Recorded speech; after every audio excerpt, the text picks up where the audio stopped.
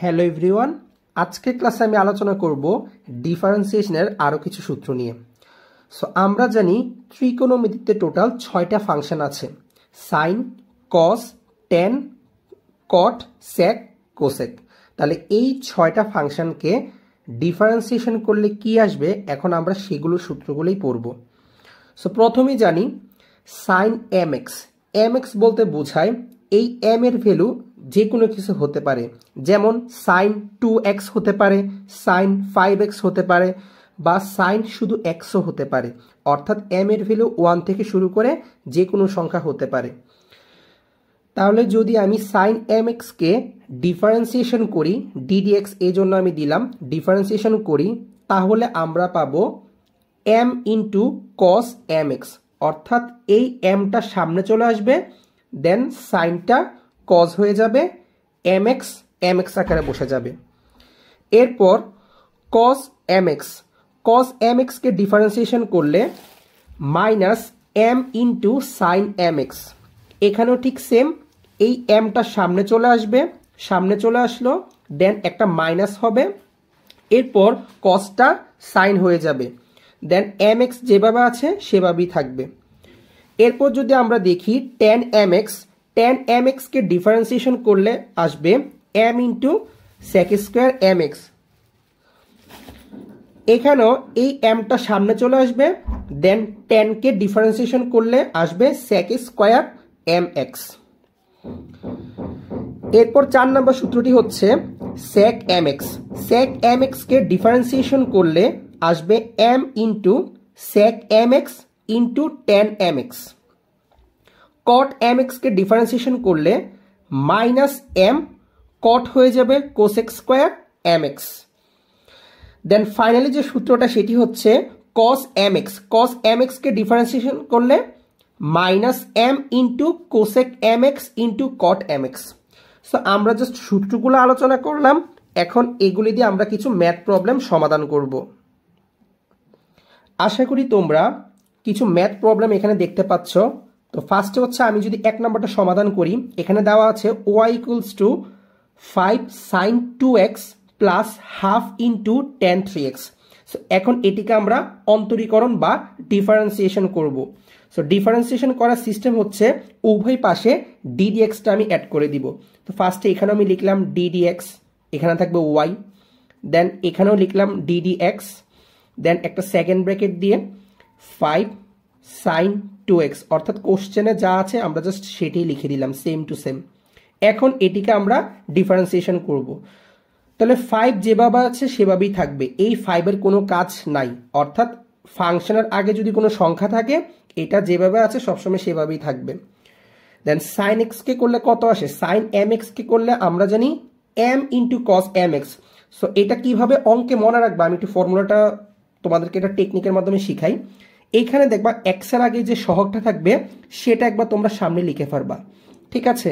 দেন sign থাকলে হবে কস, এইখানে সেম টু সেম যা আছে, অর্থাৎ 2x আছে, এই 2x বসে যাবে। আমি আবারও বলছি, এক্স এর সাথে সহগ কে আছে 2, এই 2 যে থাকবে সে সামনে বসে যাবে। দেন সাইন থাকলে হয়ে যাবে কস, এবং এখানে যা আছে অর্থাৎ 2x সেম টু সেম বসে যাবে। শেষ, আমার ফর্মুলা বসানো শেষ। অর্থাৎ সাইন, এটাকে যদি আমি এম এক্স এর সাথে তুলনা করি, সাইন এম এক্সকে ডিফারেন্সিয়েশন করলে m into cos m x, অর্থাৎ এখানে এম এর ভ্যালু হচ্ছে 2। দেন প্লাস এখানেও ঠিক সেম হাফ যেভাবে আছে সেখানেই থাকবে, এটার কোনো কাজ নাই। দেন ট্যান এক্সকে আমরা ডিফারেন্সিয়েশন করব।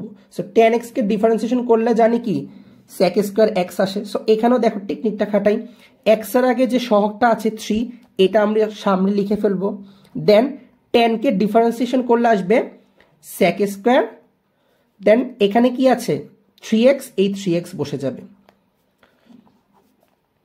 আমার কাজ মূলত এখানেই শেষ, বাকিটা জাস্ট একটু গুছিয়ে লিখবো, আর কিছুই না। 5 দুগুণে 10 10 cos 2x plus 3/2 sec square 3x। So finally এটি হচ্ছে আমার আনসার। সো তোমরা এখানে আরেকটি ম্যাথ প্রবলেম দেখতে পাচ্ছ, আমরা এখন এটিকে সমাধান করব। তাহলে ঠিক সেম, আমি উভয় পাশে ডিডিএক্স লিখে দিলাম।